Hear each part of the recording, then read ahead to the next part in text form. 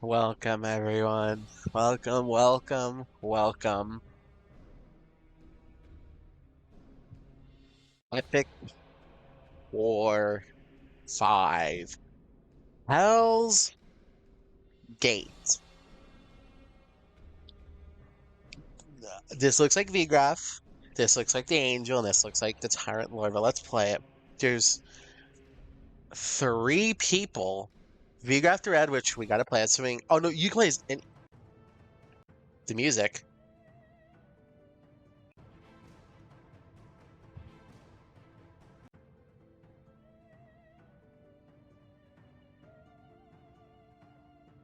Okay. VGraph the Red. Shows enemy commander on the battlefield with a defensive dynamic playstyle. His shield spell and wall summoning will assist units in hit and run assaults and retreats. Queen Etheria. A queen that watches from behind and attacks with a devastating aerial launcher regen spell and alter summoning will relieve your units with reliable healing. And then the Skull Knight. The lone wolf Skull Knight inspires terror in both his allies and enemies. His rage found fortress summoning will support your units for offensive assaults and sieges. This is already interesting, if I'm being completely honest, because this actually already has some lore-wise implications, believe it or not. So, the implications, well, I did pause recording a little bit, went back to the fourth game to check just to confirm. The last queen was Cassandra of the Elves. Now, I can't see any ears, so this could be a human. But then that would definitely mean, assuming it's the exact same queen, so basically a succession of the elves. Cassandra died in the last game. Skull Knight is a demon, that is obvious. So we got human. Those are wings, aren't they? That could be elf and demon. But we're gonna be VGraph, the red. So we named 3 games in a row. That's insane. Let's start. Just confirm we haven't selected. For 1,000 years, a human race was ruled by the eternal queen Etheria. All mythical beings, including humans, pledged to serve the one true queen since time immemorial, despite innumerable challenges by friends and foes alike. Her rule brought eons of peace in order to realm and terror to its enemies in the blighted wilds.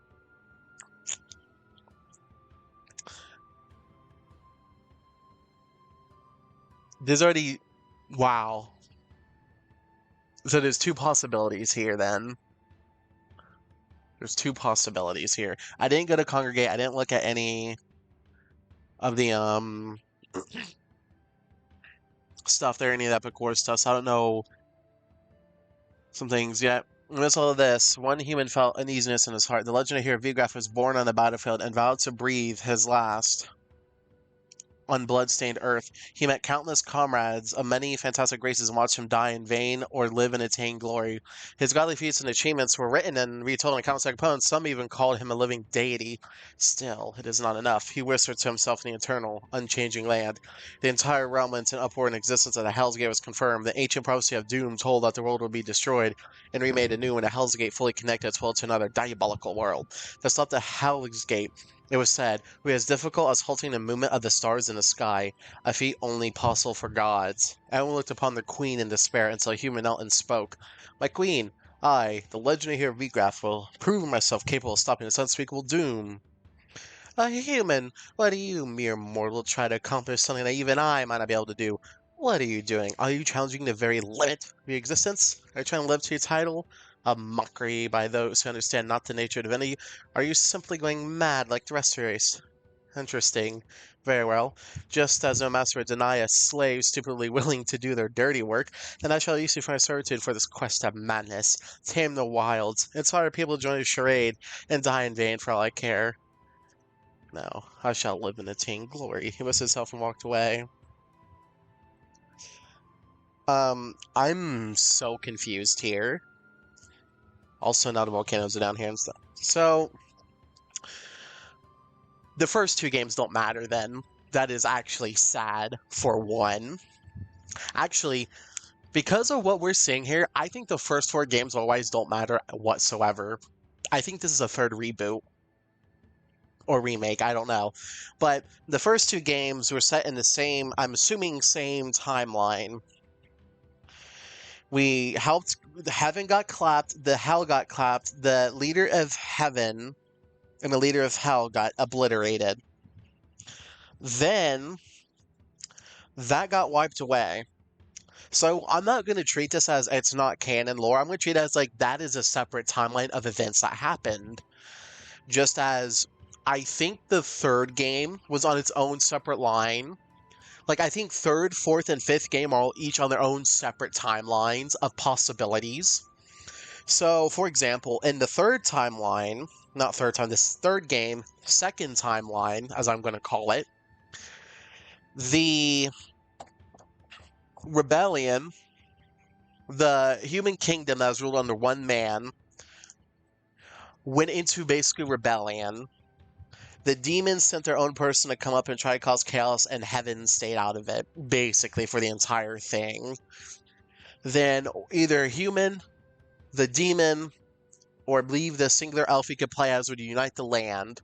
But I'm going to assume it's Vigraf for all intents and lore purposes.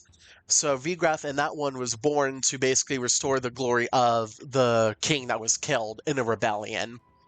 That was Vigraf in the second timeline. The third timeline, last game, that's when it was a little bit more open, and Vigraf just wanted to unite the entire continent under his rule, and that's it. He was just a commander uniting the continent under his rule, and he ended up killing Tyrant Lord Baal, which is definitely the leader of hell as far as I care, and he ended up killing probably the most powerful angel, basically securing his rule over the entire land.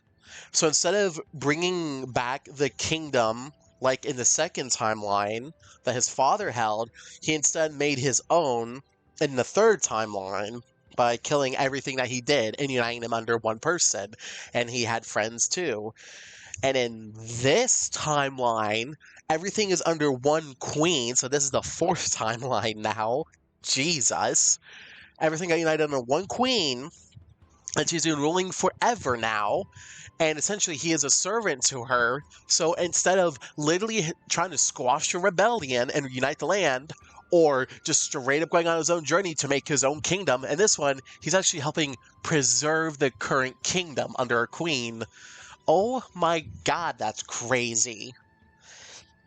That is such a mindfuck that Vigraf can have 3 different fates, as I will say. But let's look at everything here before we get achievements. They went back. Oh, it'll be half animal stages. Oh, you get rewards for it.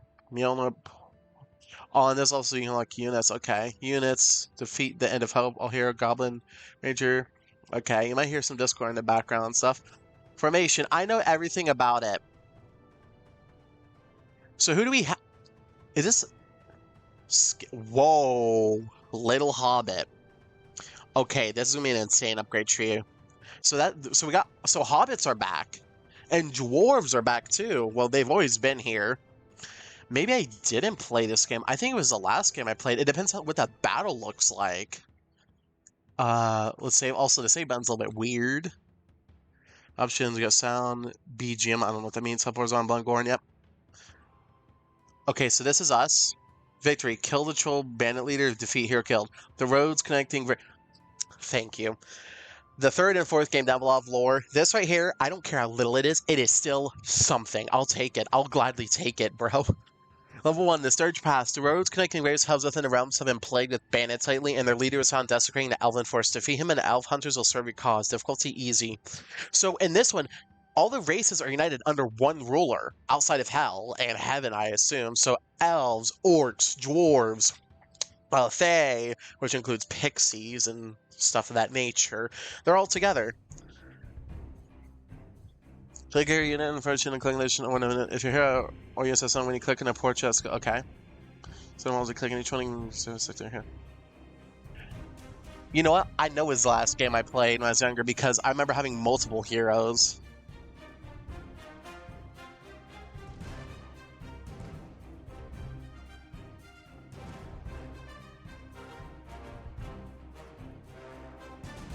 So this one's goal is actually kill.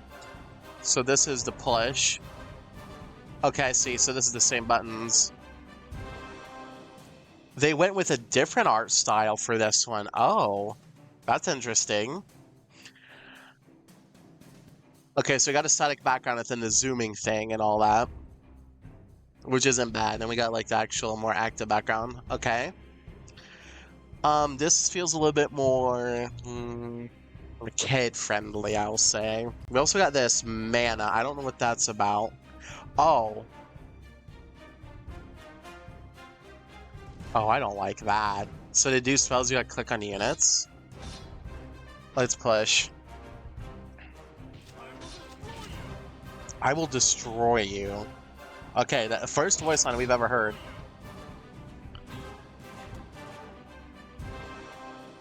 Okay, I'll be honest. I'm not driving with the graphics immediately. I'm sure they'll grow on me. So we got goblins, we got the flying dwarves. Well, it's only one, so I'm not too worried about it.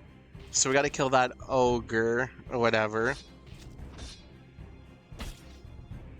Like, this already feels like it's probably made by a different studio, just because of the art being so drastically different.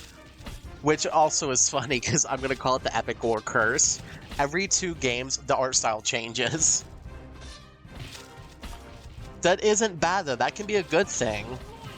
If the stylistic choice is great, but again, this will have to grow on me, because I'm not used to having a more, like, kind of feels like dumbed down graphics to me. Doesn't mean it, I mean, it is, honestly. Ooh, they made Gore also fall off screen, so Gore's been simplified. Okay.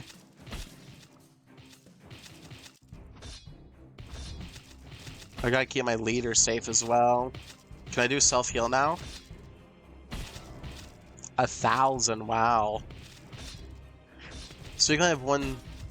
No, this is actually the same as last game. You can have 6 units at a time, but instead of having to start across 3 heroes, it's in 1 hero again. Which is interesting, because that further also proves that the V-Graph from the 3rd game, and from this game, so the 2nd timeline, 4th timeline, actually has way better commanding experience, because he can, well, I guess Elliott's gonna do it too, but has way better commanding experience because he can command multiple troops instead of just 2 different ones.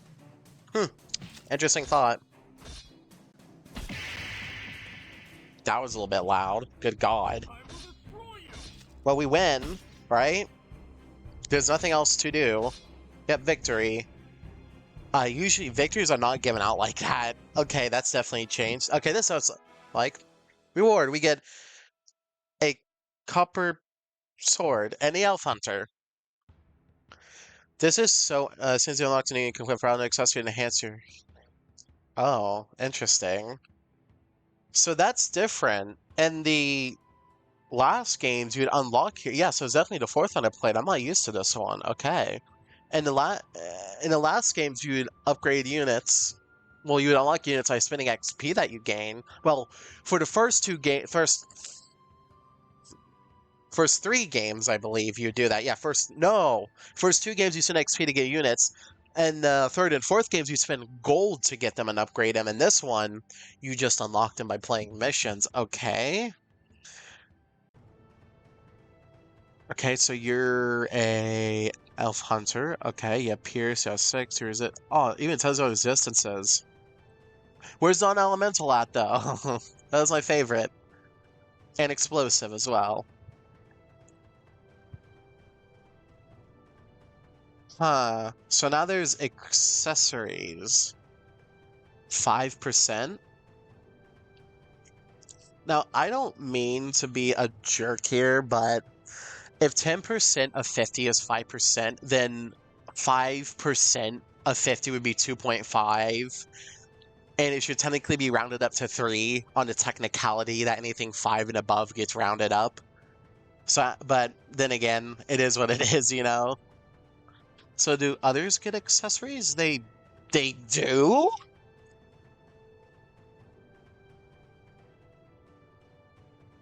Oh man, interesting. So you... Oh wait, do these guys have individual experience? I... Do they? Ooh, it's based off of battles, isn't it? That hurts a little bit. So that ultimately means that if you want to upgrade units, you have to use them now, which means there's a chance that getting units later on could also not be good. That's interesting. Okay, Black magic. The Lich Sorcerer's devious spells prevented wizards to conspire against him. The elderly wizards will guide you to Hell's Gate only if you help them by slaying the Lich and its otherworldly bodyguards. Easy. That is the same tower that... Oh, it's the Mad Bulls or Tauruses. But before we continue, though, I'm actually going to look up something real quick. Okay, I did a little bit of digging. Let's get this file going. About 5 to 10 minutes. And it seems that this Epic War was actually developed back in 2011. And only a year later, in 2012, did a company called Lamslin actually buy it. But most of the series is still made, though, by the same guy, Rudy Satoru, whatever, and his company. So, for some reason unknown to me, they kept changing up the art style, which... yeah. But man, it's still so sad though, because it seems like, and I'm assuming this is why I assume these are different timelines. The technological advances haven't happened, and yet we're talking about you're going from the king of the end of the second game, us, of course, who ruled under a complete united kingdom with heaven and hell backing off, and then now we're in this one where our queen's ruled for millenniums and is acting like a dick, honestly.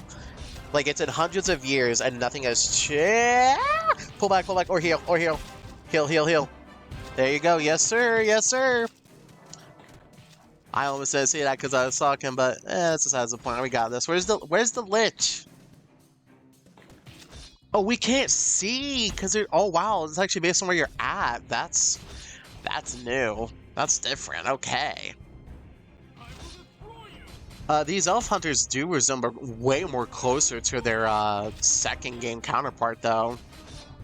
A little bit skimpier, I will say. Oh, there's the Lich. Hello, Lich. Lichulus. I'm just gonna call him Lichulus. What's up, Lichulus? Your tyrannical magical reign won't last for much longer. Even though you're not really leading anything, so I can't say technical rain because there's no rain that's happening. Anyway, where's all my units? Also, I like how the hero's just continuing to sandbag forward, like he literally doesn't care.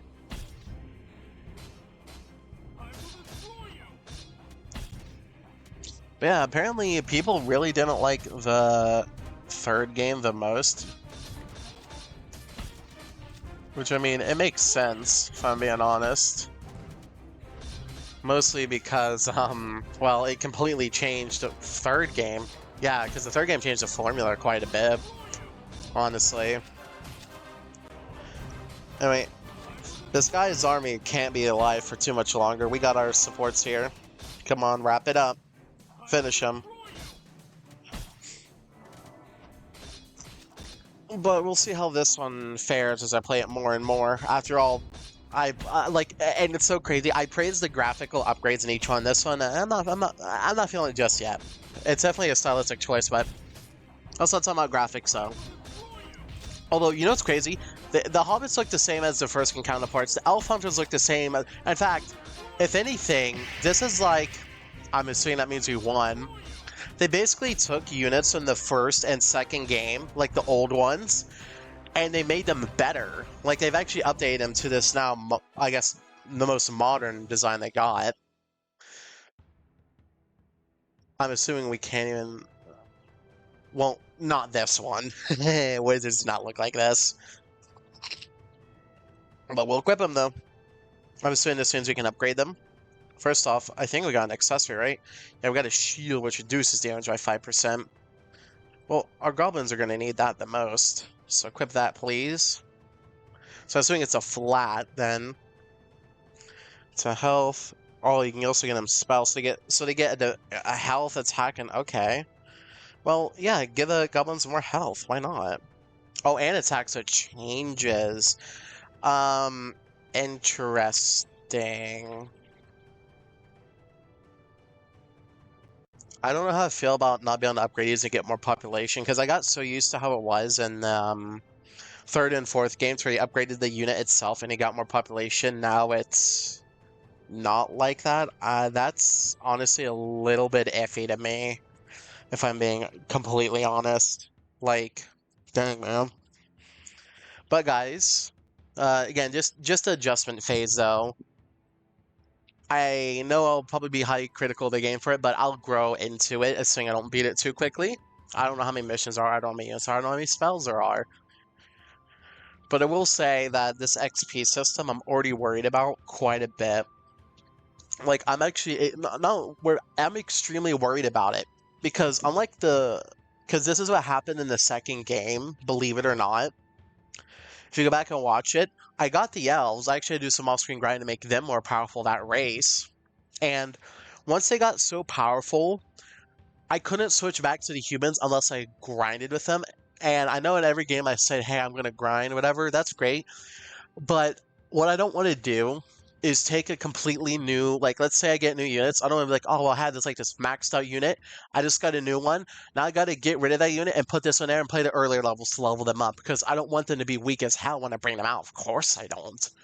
But that's besides the point. I'm sure I can make use of it, and I'm sure it won't be that bad as you play either. We already got upgrades in the second mission, but that's it for this one, guys. If you enjoyed it, like, subscribe if you didn't. Well, stay happy, stay healthy, most importantly, stay icy. Bye!